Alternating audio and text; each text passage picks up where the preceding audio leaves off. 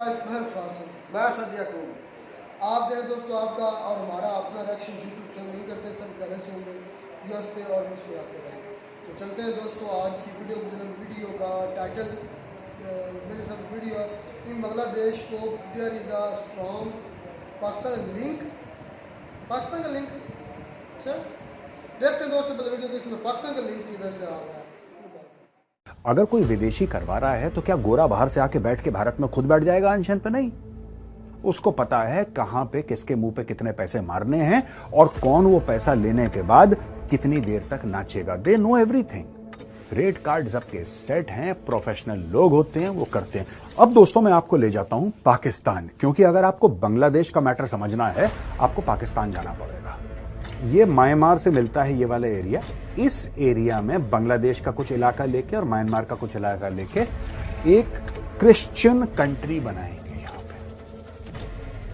ऐसा मेरा कहना नहीं है, ऐसा शेख हसीना का कहना है। और यहां पे पाकिस्तान में जो सरकार आज की तारीख में बनी है, जो कि बिल्कुल अमेरिका की गोद में जाके बैठी है, they will be in a position to pressurise India. Bangladesh से हमारी दाल रोटी नहीं चल रही, हमारा कुछ नहीं हो रहा, ठीक है, लेट देम सेटल डाउन, देखो क्या होता है। और जो भी पावर में आता है, राइट अ बिग चेक, पैसा देखो सबको चाहिए। दुनिया को पता लगना चाहिए कि भारत अपने दोस्तों को छोड़ता नहीं है।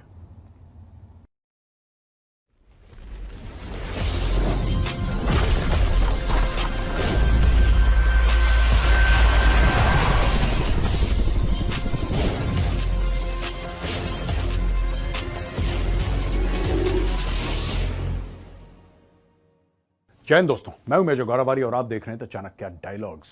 इस वीडियो को लाइक करिए, हमारे चैनल को सब्सक्राइब करिए, बेल आइकन दबाना बिल्कुल मत भूलिएगा।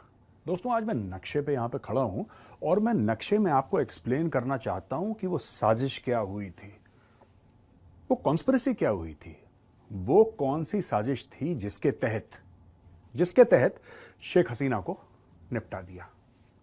अब लोग कह रहे हैं वो स्टूडेंट्स थे, वो ये थे, वो हाँ स्टूडेंट्स थे। हर जगह कोई ना कोई होता है, बाहर वाला खुद थोड़ा ना आ जाएगा टाई कोट पहन के, किसी ना किसी से करवाएगा यार वो। और जब भी करवाते हैं अंदर वाले लोगों से करवाते हैं कि वो जेन्युइन लगे, वो ऑर्गेनिक लगे। मैं प्रोटेस्ट की बात कर रहा हूं। भारत में भी जब बड़े पैमाने पे प्रोटेस्ट होते हैं, बड़े स्केल पे प्रोटेस्ट होते हैं, अगर कोई विदेशी करवा रहा है तो क्या गोरा बाहर से आके बैठ के भारत में खुद बैठ जाएगा अनशन पे? नहीं, उसको पता है कहां पे किसके मुंह पे कितने पैसे मारने हैं और कौन वो पैसा लेने के बाद कितनी देर तक नाचेगा। They know everything. Rate card सबके सेट हैं, प्रोफेशनल लोग होते हैं, वो करते हैं। मैं सारे प्रोटेस्ट के बारे में बात नहीं कर रहा। जेन्युइन प्रोटेस्ट भी होते हैं भारत में, फेक प्रोटेस्ट भी होते हैं। उसी प्रकार से जेन्युइन प्रोटेस्ट भी होते हैं पाकिस्तान में और फेक प्रोटेस्ट भी होते हैं बांग्लादेश में। अब मैं आपको एक स्टोरी सुनाता हूं छोटी सी। शेख हसीना निकलती हैं वहां से, अगरतला आती हैं, अगरतला से वो हिंडन गाजियाबाद आती हैं। अब दोस्तों मैं आपको ले जाता हूं पाकिस्तान, क्योंकि अगर आपको बांग्लादेश का मैटर समझना है आपको पाकिस्तान जाना पड़ेगा और फिर मैं आपको लाऊंगा बांग्लादेश। ये देखिए साहब, ये है पाकिस्तान, ठीक है दोस्तों। और आपको पता है कि कुछ साल पहले इमरान खान की सरकार गिराई गई, जानबूझ के गिराई गई, और जिसको कहते हैं कोट अनकोट लीगल तरीके से गिराई गई। उसमें कोई इलीगैलिटी नहीं थी, लेकिन जानबूझ के गिराई गई, इतनी बात तय है। अब देखिए साहब, जब हम बात करते हैं कहीं पे नो कॉन्फिडेंस मोशन लाया जाता है किसी भी पार्लियामेंट में, भारत में भी हो चुका है ऐसा कई बार। पाकिस्तानियों के साथ पहली बार हुआ था तो चमक गए बेचारे, लेकिन ऐसा होता है। अब दोस्तों क्या हुआ कि इमरान खान बार बार कह रहा था एब्सोल्युटली नॉट। ठीक है, कह सकता है। वो क्यों कह रहा था? इमरान खान का ये कहना था कि अमेरिकन्स ने मुझसे ड्रोन बेस मांगे, मुझसे हवाई अड्डे मांगे अफगानिस्तान में या कहीं और ऑपरेशंस करने के लिए। मैंने उनको मना कर दिया, मैंने बोला एब्सोल्युटली नॉट। फिर इमरान खान ने डोनाल्ड लू वाले वाकये का जो साइफर था उसको हर जगह वेव करा। उसका साइफर वेव करना मैंने भी कंडेम करा। लेकिन क्या जो इमरान खान कह रहा था उस वक्त, क्या उसमें कुछ सच्चाई थी? क्योंकि उस वक्त मुझे लग रहा था कि कोई सच्चाई नहीं है। लेकिन अब जब बांग्लादेश में जो चीजें हो रही हैं, मुझे लग रहा है कि इसकी कड़ी इमरान खान से जुड़ती है, और आज मैं आपको समझाऊंगा कैसे। इमरान खान को बोला कि तुम बेस दे दो, पाकिस्तान की जमीन का टुकड़ा दे दो जिससे कि अमेरिकन फोर्सेस अपने ड्रोन्स, अपने फाइटर जेट उड़ाएगी, हमें लॉजिस्टिक्स के यहां पे बेस दे दो जहां पे हमारे बंदे रहेंगे और सब ठीक हो जाएगा, तुसी फिक्र ना करो। यह मैसेज अमेरिकन ने इमरान खान को दिया। इमरान खान ने अमेरिकन को बोला एब्सोल्युटली नॉट, तुम भाग जाओ, मैं तुम्हें 1 इंच जमीन नहीं दूंगा, भागो यहां से। ठीक है, यही चीज इमरान खान ने रिपीट करी टीवी एंकर के सामने। अब बैकग्राउंड की स्टोरी किसी को नहीं पता थी, क्योंकि इमरान खान ने भी बैकग्राउंड की स्टोरी नहीं बताई। इमरान खान ने टीवी एंकर को बोला और मैंने भी इमरान खान को बड़ा क्रिटिसाइज करा कि साहब ये आदमी गलत बोल रहा है। लेकिन क्या इमरान खान गलत एक्चुअली बोल रहा था? अब इसको समझने के लिए आपको यहां चलना पड़ेगा साहब। यह है ढाका, ठीक है जी, यह है पाकिस्तान, यहां पे इस्लामाबाद है और बिल्कुल यह है ढाका। अब साहब जो इमरान खान से गोरों ने मांगा था वही चीज उन्होंने शेख हसीना से ढाका में मांगी। उन्होंने मिलिट्री बेस मांगे, उन्होंने एयरफील्ड मांगी, और Sheikh Hasina is on record saying कि एक गोरा आदमी आया था और मुझे यह बोलकर गया। शेख हसीना ने कौन था, उसकी आइडेंटिटी जाहिर सी बात है, she was the prime minister of Bangladesh, सब कुछ पता था कौन है, बट उन्होंने कुछ नहीं बोला, सिर्फ ये बोला गोरा आदमी आया था। अब आप सोच लीजिए कहां से आया होगा गोरा आदमी। गोरा आदमी आया और गोरे आदमी ने यह बोला है कि आप हमें मिलिट्री बेस दे दो, आपका चुनाव सब ठीक चला जाएगा, आपको कोई प्रॉब्लम नहीं होगी। पहली सिमिलैरिटी जो शेख हसीना के साथ हुआ और जो इमरान खान के साथ हुआ, पहली similarity, this was the first similarity. ठीक है, अब शेख हसीना को यह बोला गया कि एक तो आप मिलिट्री बेस दे दो, और फिर बोला साहब ये जो एरिया है ना, ये वाला एरिया, ये मैं यहां पे अपने ये पॉइंटर स्टाफ यहां पे रख रहा हूं दोस्तों, ये जो एरिया है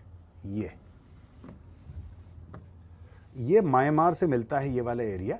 इस एरिया में बांग्लादेश का कुछ इलाका लेके और म्यांमार का कुछ इलाका लेके एक क्रिश्चियन कंट्री बनाएंगे यहां पे।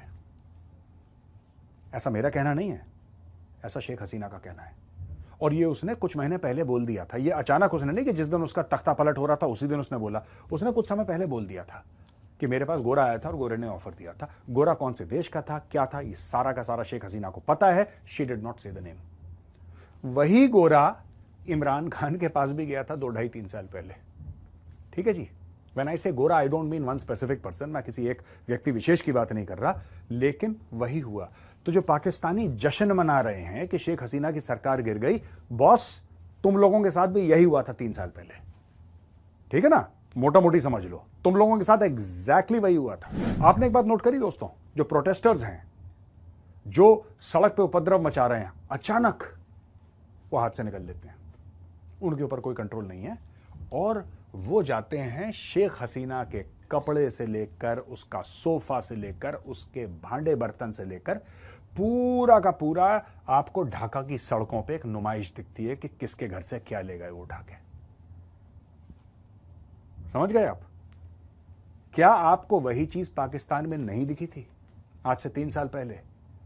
लाहौर कोर कमांडर के घर पे एक एक चीज निकालो वहां से, कोरमा उसका चोरी, मोर, वो तो मजाक में हम लोग कहते हैं, कोरमा चोरी करा था एक्चुअली, बट उसके घर से भी काफी चीजें लूट कर ले गए। आपने सिमिलैरिटीज देखी। पहली सिमिलैरिटी में दोबारा बता रहा हूं, पहली सिमिलैरिटी कि दोनों से बेसिस मांगे थे और जमीन मांगी थी। दूसरी, किसी बड़े बंदे का घर लूटा गया। अब इनके साथ अमेरिकन के साथ एक प्रॉब्लम हो गई।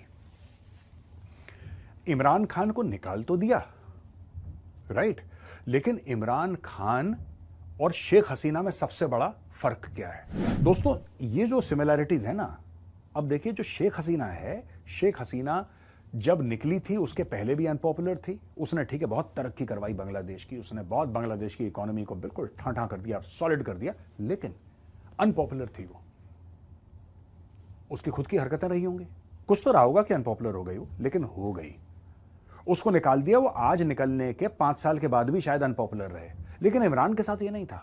इमरान खान पॉपुलर था, उसको लोग सपोर्ट करते थे, लेकिन जिस दिन इमरान खान ने उस साइफर लेके सबके सामने हिलाया कि ये एक बैरूनी मुल्क की साजिश है, बाहर के देश की साजिश है मेरे खिलाफ और मुझे गिराया गया है, पूरा मुल्क एक हो गया, इमरान के पीछे खड़ा हो गया। अब ये अमेरिकन के लिए बड़ी प्रॉब्लम हो गई यार। ठीक है, इमरान खान काम तो वही कर रहा था शुरू में, जो कि अमेरिकन चाहते थे, जैसे कि सी पैक बंद करना। इमरान खान ने सी पैक बंद करा, इन्होंने बोला ये तो बढ़िया आदमी है यार, चाइनीज के खिलाफ है। इमरान खान चाइनीज के खिलाफ तो था, लेकिन इमरान खान ने अमेरिकन का प्लान भी फ्लॉप कर दिया। इमरान खान का एक छोटा सा कॉन्सेप्ट था, मैं कह रहा हूं इमरान खान लाख गलत हो, इमरान खान लाख गलत हो, लेकिन उस आदमी ने चाइना से भी पंगे लिए, अमेरिका से भी पंगे लिए, क्योंकि उसको लगा कि वो नया पाकिस्तान बना रहा है। ये ऐसा लगा इमरान खान को कि मैं नया पाकिस्तान बनाऊंगा और मुझे ये सब चीजों से हटना है। अगर सी पैक गलत है तो सवाल पूछो, अगर अमेरिकन गलत कर रहे हैं तो सवाल पूछो, अगर अमेरिकन कह रहे हैं कि ड्रोन बेस हमें दो ताकि हम अफगानों को मारें तो एब्सोल्युटली नॉट। इमरान खान ने गलती ये करी, उसने दुनिया की दो बहुत बड़ी ताकतों से अकेले बंदे ने लड़ाई मोल ली। ठीक है जी, अब हम इधर वापस आते हैं। यहां पे इस्लामाबाद में, लाहौर में जश्न मन रहा है बहुत ज्यादा कि ये हो गया, ऐसा हो गया, वहां पे ये बिल्कुल कि अब तो बिल्कुल जिसको कहते हैं कि 1971 का जो शर्मनाक वाकया था वो बिल्कुल रिवर्स हो गया। कैसे रिवर्स हो गया, मुझे एक बात बताओ पाकिस्तानियों, टेल मी यार, आई हैव नॉट अंडरस्टूड। मैं समझा नहीं कैसे रिवर्स हो गया। यही तुम लोगों ने गलती करी थी। ये देखो साहब, अफगानिस्तान, काबुल में कुछ साल पहले तालिबान घुस गए, अमेरिकन निकल गए, यहीं पे ये पाकिस्तानी इस्लामाबाद, लाहौर, कराची में ये भंगड़े डाल रहे थे सड़क में कि बॉस अब तो हमारी लॉटरी लग गई, अब हमें कोई नहीं रोक पाएगा, अब पाकिस्तान जो है ये पूरा का पूरा कश्मीर का एरिया हड़प लेगा, पूरा का पूरा हड़प लेगा। कैसे हड़प लेगा? क्योंकि ये साढ़े मुसलमान भरा हैं, तालिबान वाले, ये मदद करेंगे तो हम यहां से इनको पैसेज देंगे, ये घुसेंगे, और जैसी अफगान तालिबान को देखेगी इंडियन आर्मी तो बोलेगी अच्छा आप आए हैं, आइए आइए आइए, हम आप ही का तो इंतजार कर रहे थे। ये पाकिस्तान का प्लान था। अच्छा, तब पाकिस्तानियों ने बड़ा सेलिब्रेट करा कि जी भारत के तो 24 कॉन्सुलेट हैं अफगानिस्तान में। ऐसा पाकिस्तानी बोलते थे, कोई 24 नहीं थे, 4 थे। उन्होंने 20 अपनी मर्जी से जोड़ दिया। झूठी कौम है, झूठी कौम है, झूठे लोग हैं।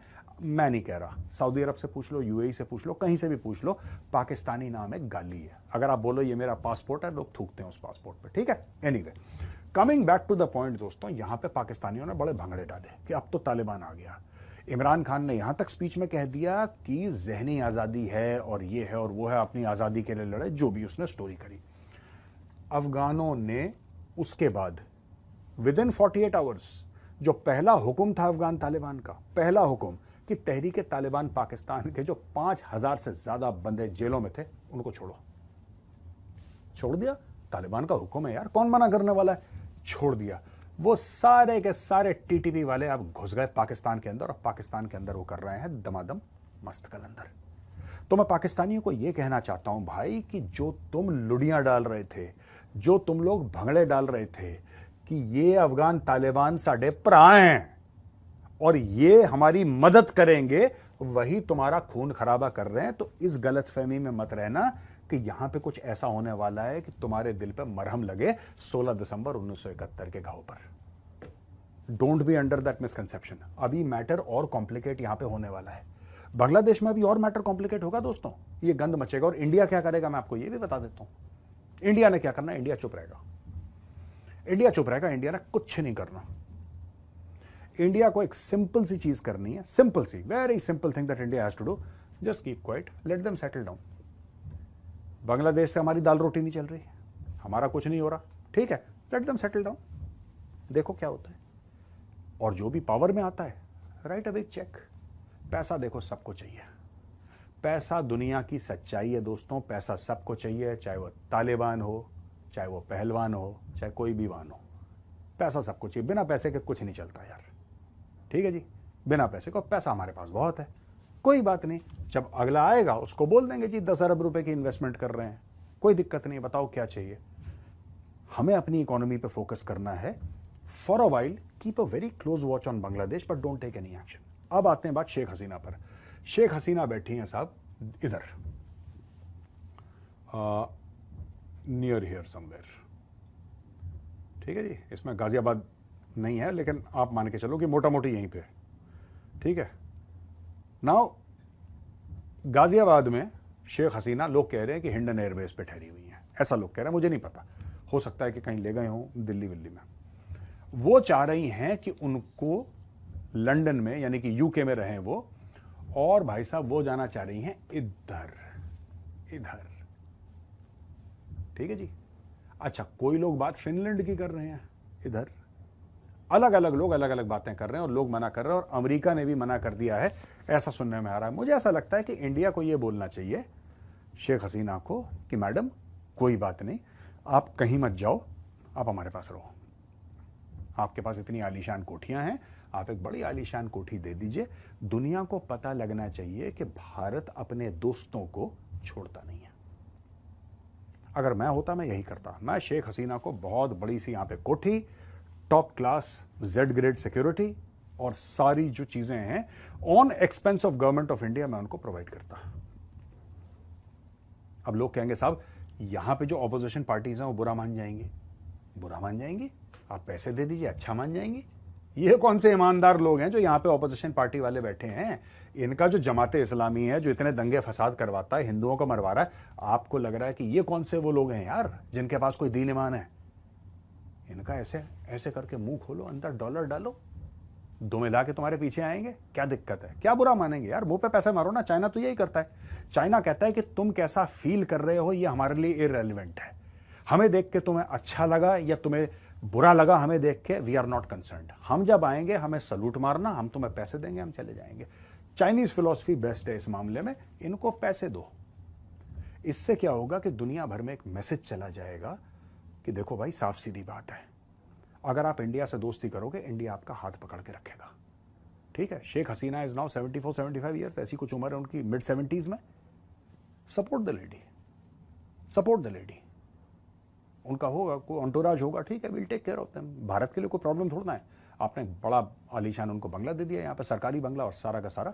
You can give her security, you can give her 2-3 cars and she can live the rest of her days आराम से, आराम से। And she will give you special insights into Bangladesh. Bangladesh is very important neighbour. दोस्तों मैं आपको बताता हूं, बांग्लादेश के साथ जो बॉर्डर है ना भारत का, जो बांग्लादेश के साथ है, और किसी देश के साथ इतना बड़ा बॉर्डर नहीं है। We have a 4000+ long kilometre border with Bangladesh. और बांग्लादेश के 2 ही देश हैं जिनका बांग्लादेश के साथ बॉर्डर है, एक म्यांमार, एक भारत। बांग्लादेश को झक मार के भारत के पास आना पड़ेगा क्योंकि बांग्लादेश के पास और कोई चारा नहीं है। ये देखिए ना, कहां जाएगा? चाइना के साथ तो इसका बॉर्डर लगता नहीं है। चाइना कह लो, तिब्बत कह लो, जो कहना है कह लो, इसके साथ तो बॉर्डर इनका लगता नहीं है। बॉर्डर तो हमारे साथ लगता है, और वो भी 4000+ किलोमीटर का बॉर्डर लगता है। कहां जाएगा बांग्लादेश? थोड़ा सा चूंचा करेगा, 4-5-6 महीने 1 साल चूंचा करके वापस इसको इधर ही आना है। क्योंकि इनके अलावा देखिए, सुनिए, बांग्लादेश में हमने पोर्ट बना रहा है, अडानी का भी पोर्ट है, हम लोग भी एक पोर्ट बना रहे हैं। ठीक है, बुरे से बुरा क्या होगा? नई सरकार आएगी, बोलेगी जी हम आपको कॉन्ट्रैक्ट नहीं दे रहे। बुरे से बुरा यही होगा।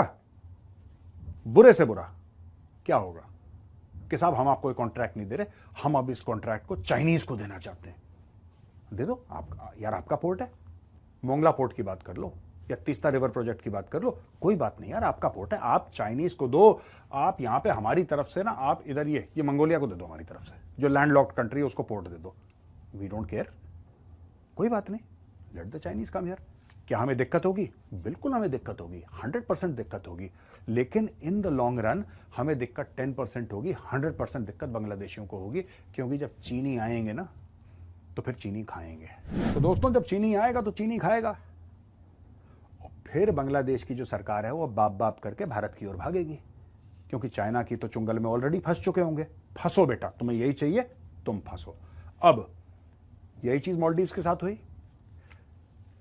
मालदीव से भारत निकल गया है, अब चीन आ चुका है, और ये है और वो है। आज की तारीख में वो पैर पकड़ने को तैयार है, कह रहा भाई चीन ने धोखा दे दिया।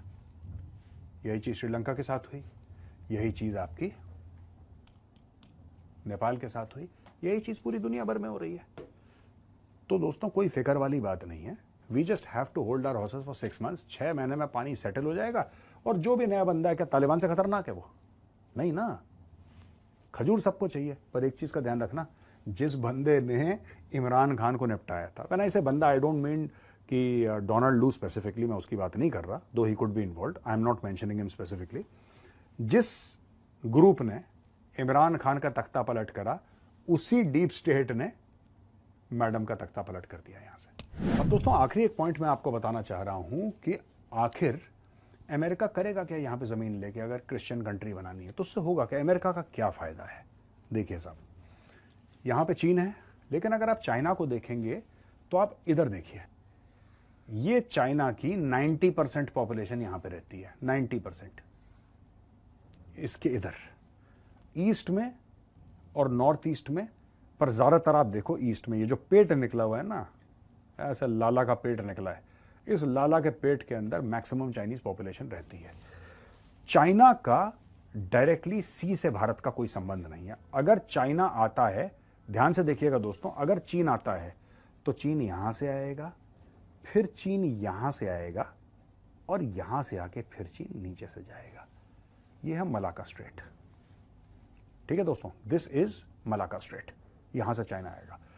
अगर अमेरिका को यहां पे एक फुटहोल्ड मिल जाता है तो अमेरिका यहां से, राइट, इस पूरे एरिया में, including Myanmar, by the way, Myanmar को आप अलग मत समझिएगा, इंक्लूडिंग म्यांमार, इंक्लूडिंग बांग्लादेश, और यहां पे पाकिस्तान में जो सरकार आज की तारीख में बनी है, जो कि बिल्कुल अमेरिका की गोद में जाके बैठी है, they will be in a position to pressurise India. Why do they want to pressurise India?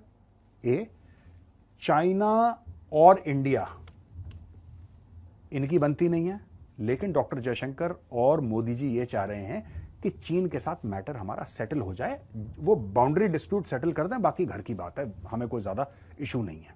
That is what they से, कि बस ये बॉर्डर का डिस्प्यूट सेटल करो, ये बकवास वकास बंद करो, अपनी एलएसी वाली इंटरनेशनल बॉर्डर बनाओ, आप भी साइन करो, हम भी साइन करते हैं, तुम अपने घर जाओ, हम अपने घर जाते हैं, यार काम धंधे पे लगो। चाइना प्रेशर डालने की कोशिश कर रहा है। अमेरिका क्या चाहता है कि भारत लड़ाई लड़ ले चाइना से। हम तैयार हैं, लेकिन हम ये कह रहे हैं, या भारत ये कह रहा है कि भाई देखो, अगर हमें लड़ना है चीन से तो हम तब लड़ेंगे जब हमें, तुम्हारे कहने पे लड़ेंगे। तुमने पाकिस्तान समझ रखा है हमें कि जब पैसे दिए तो लड़ना शुरू कर दिया, जब पैसे छीन लिए तो लड़ना बंद। ऐसे थोड़ा ना होता यार, देश ऐसे थोड़ा ना फंक्शन करते हैं, इंडिया ऐसे फंक्शन नहीं करता। जब हमारे इंटरेस्ट होंगे और अगर हमें लगेगा चाइना से थ्रेट है, we'll go to war, there is no problem. But we don't want to go to war just because the United States of America sitting 8 to 10,000 kilometers away desires a war. That's a stupid or more than 10,000 kilometers, I don't know. That's a stupid argument.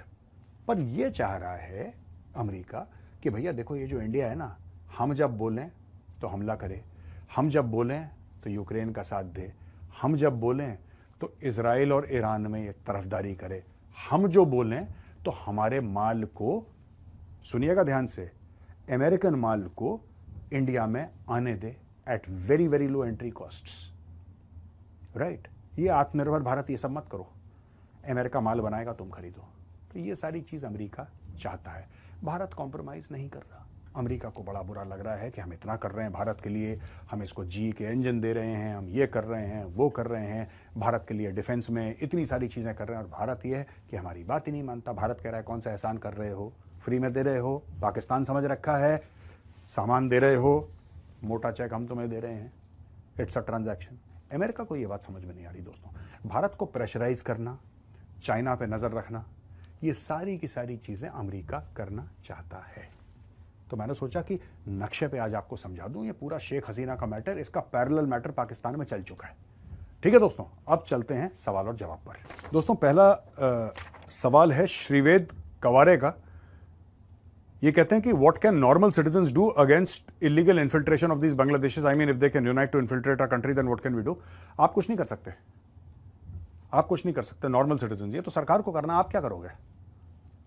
आप कर क्या सकते हो? आप किस किस को पूछोगे भाई तुम बांग्लादेशी हो कि नहीं? आप कह रहे हो बॉर्डर से इन्फिल्ट्रेशन, ये बैंगलोर में बैठे हैं भाई, ये चेन्नई में बैठे हैं, ये नोएडा में बैठे हैं, ये जम्मू में बैठे हैं, ये हमारे शहरों में बैठे हैं, झुग्गी झोपड़ियों में बैठे हैं, जो घरों में लोग काम करते हैं, जो मेड्स आती हैं, जो ये सब लोग आते हैं, ये इसमें से मैक्सिमम, सबकी बात नहीं कर रहा, बट इसमें से मैक्सिमम बांग्लादेशी हैं। वो आपके घरों के अंदर घुस चुके हैं। आप कह रहे हैं देश के अंदर घुस गए, भाई साहब आपके घर के अंदर घुस गए वो, आप कुछ नहीं कर सकते। करना सरकार ने है, और इसके लिए एनआरसी जो सरकार ने निकाला है, जिसके लिए पूरा बॉलीवुड ने बोल दिया कि ये तो बहुत बड़ा अन्याय है। भैया 1 करोड़ हिंदू है तकरीबन बांग्लादेश में, जिसके साथ वो लोग बहुत जुल्म कर रहे हैं आज की तारीख में। ये जितनी भी पॉलिटिकल पार्टीज हैं, जब हिंदू आएगा भारत, बंगाली हिंदू भारत आएगा, will they support? They will not support.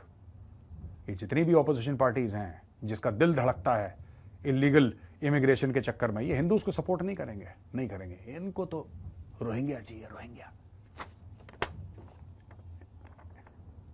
M.R. Pandey. Do you think it's a conspiracy of China and the West to make the subcontinent politically and economically unstable? देखिए, कॉन्स्पिरेसी हो सकती है, साजिश हो सकती है, पर ये हमारे ऊपर है कि हम अनस्टेबल होने देना। भारत स्टेबल है, भारत स्टेबल है। पाकिस्तान क्यों अनस्टेबल है? पाकिस्तान भाई साहब इसलिए अनस्टेबल है क्योंकि लालची लोग हैं यहाँ पे, जर्नैल यहाँ पे चोर हैं सबके सब पाकिस्तान के। Asim Munir and his entire, and before Asim Munir Qamar Javed Bajwa, and before that XYZ, ये सारे के सारे चोर हैं, इसलिए पाकिस्तान अनस्टेबल है। ठीक है, आपका म्यांमार में वही है, द मिलिट्री हुंता इन म्यांमार, वो अलग, बांग्लादेश में अलग खेला चल रहा है। वेरेवर देयर इज ग्रीड, वहां पे पॉलिटिकल इंस्टेबिलिटी पाकिस्तान में क्यों है? पाकिस्तान के पास पानी नहीं है, दरिया नहीं है, पाकिस्तान के पास एक उपजाऊ जमीन नहीं है, हवा नहीं चलती पाकिस्तान में, दरख्त नहीं है, दरिंदे परिंदे नहीं। क्या प्रॉब्लम क्या है पाकिस्तान के साथ? पाकिस्तान की प्रॉब्लम एलीट कैप्चर है भाई। The problem with Pakistan is elite capture, that is how they have ruined this country.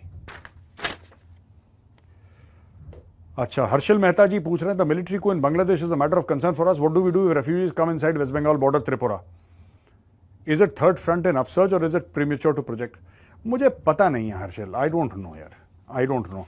Refugee come inside West Bengal, अब BSF के DG वहां पे गए तो हैं, बट अब जो हिंदुओं के साथ हो रहा है, I feel that refugees from Bangladesh, Hindu refugees should be allowed to come in, right? Hindu refugees, क्योंकि जो बांग्लादेश के मुस्लिम रेफ्यूजीज हैं उनके खिलाफ अन्याय थोड़ा ना हो रहा है बांग्लादेश के अंदर, उनके खिलाफ अन्याय तो नहीं हो रहा ना, वो तो they are coming here because of better economic opportunity. हमें शरण उनको देनी चाहिए। मैं सिर्फ हिंदू की बात नहीं कर रहा, अगर कोई सिख है, हमारा सिख भाई है, ठीक है, वो हमारी जिम्मेदारी है यार। ईसाई है, वो हमारी जिम्मेदारी है। कोई बौद्ध है, हमारी जिम्मेदारी। जैन है, पारसी है, वो हमारी जिम्मेदारी है। They should all be allowed to come in यार, दे शुड बी अलाउड। एक प्रोसेस हो, लेकिन ये नहीं होना चाहिए CAA जैसा कि यार वो 31 दिसंबर हम 2014 की बात करेंगे, कोई नो 31 दिसंबर 2014 वाला, नथिंग, जीरो। जो आ रहा है आप वेट करो, अगर बंदा जेन्युइन है जाइए। दोस्तों, अंत में मैं सिर्फ ये कहना चाहता हूं कि ये जब यहां पे प्रेशर होगा ना, तो सारे के सारे अंदर आएंगे, फिर सारे के सारे इधर, दे विल कम, और फिर आप इनको रोक नहीं पाएंगे। जन सैलाब उमड़ आया, क्या करेंगे आप? सोचिएगा जरा इसके बारे में। ये वीडियो देखने के लिए बहुत बहुत धन्यवाद दोस्तों। अगर पसंद आए तो उस वीडियो को लाइक करिए। तो जो दोस्तों वीडियो होगी खत्म। अच्छा, पाकिस्तान का लिंक का मतलब अब ये है कि मेरे साथ बता रहे हैं कि जिस तरह पाकिस्तान के अंदर तख्ता पलटा गया है इमरान खान का, मतलब आज मैं एक चीज़ और मैंने नोट किया, वक्त बड़ी चीज़ है। वक्त इमरान खान को सच्चा साबित किया जा रहा है। वक्त जो है वो इमरान खान को सच्चा साबित किया जा रहा है, ठीक है। और देखें कि जो है ना अपना वक्त के साथ ये मेरे साथ खुद मान रहे हैं कि पहले मैं भी समझता था वो जो लेटर है या डोनाल्ड लू है या बिस्मिल्लाह है, ये सब ड्रामा है इमरान खान का। आज खुद मेरे साथ मान रहे हैं कि इमरान खान सही कह रहे थे। डोनाल्ड लू ने किया होगा, उसमें इंटरप्ट किया होगा उनकी गवर्नमेंट को, आज खुद मान रहे हैं, क्योंकि अब उनको दूसरी एक केस मिल गया। क्योंकि शेख हसीना वाजिद ने भी कहा ना कि मुझे एक गोरे की तरफ से ऑफर आई थी, मतलब इंटरप्शन की, कि आप इंटरप्शन आप हमें हवाई अड्डे दें, क्योंकि वो इंडिया को नकेल डाला। बात उन्होंने ये की थी कि एक गोरा इंसान नहीं चाहता कि शेख हसीना इस मुल्क में अपनी हुकूमत चलाए। ये बात उन्होंने की थी, एक गोरा इंसान नहीं चाहता। असल में ना बात यह है कि इसका लिंक यूँ आ गया। हमने कल भी बात की थी इस पर कि जो इंडिया है ना वो कर रहा है गिरोह, दुनिया की सबसे तेज़ बढ़ती इकॉनमी है, और उसको कंट्रोल करना वो किसी कंट्रोल में नहीं आ रहा है। ना चाइना कंट्रोल में आ रहा है, ना अपना अमेरिका कंट्रोल में आ रहा है। अमेरिका चाहता है पाकिस्तान की तरह कठपुतली कोई लेकर आए, लेकिन उनकी जो आर्मी है, इंडिया की आर्मी की बात कर रहा है, वो कठपुतली आर्मी नहीं है वो अपने लोगों की मुआफ़ज़ आर्मी है। तो ये सबसे बड़ा एज है इंडिया को। अगर आज इंडिया खुशहाल है तो उसका सबसे बड़ा एज ये है कि उधर जमहूरियत है, उधर 5 साल मुकम्मल होते हैं। हमारी तो अभी बैठे होते हैं तो उनको सोच पड़ जाता है कि यार हमने तो 4 साल 2 हैं, जितना लूट सकते हैं लूट ले, फिर किसी और ने आना, किसी और की बारी, किसी और।